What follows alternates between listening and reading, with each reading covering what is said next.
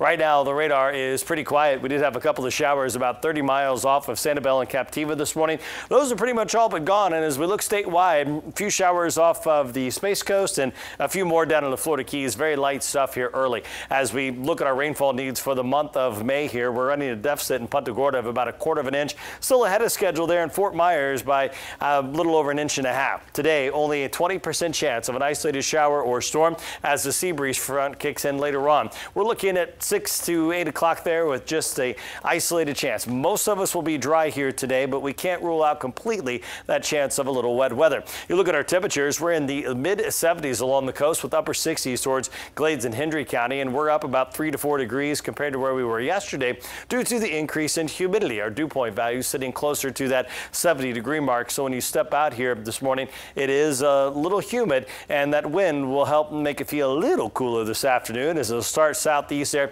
10 to 15 before it turns west. Now, the sea breeze front will kick in a little farther today, and that will allow the isolated showers and storms that do develop to be east of I-75. Our average high is 89. The record on this date, 94. First set back in 1915. We last tied it at 84. And today, we're going to be up around 92 degrees in Fort Myers with 93 to 94 not out of the question for Palmdale, Arcadia, and Immokalee. Overnight tonight, we'll go back into the mid-70s as this very warm stretch of weather continues.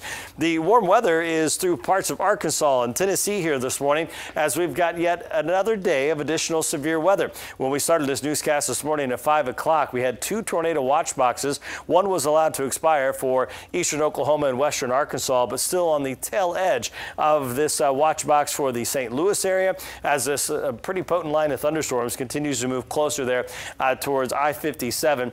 This will continue into Illinois and eventually Indiana in the next couple of days. And the storms to the south here along I-40 have weakened in the Little Rock area as the stronger stuff is staying to the north. With that ridge of high pressure over the Atlantic, all those storm systems will track north. We'll continue to get that wind across the state here today.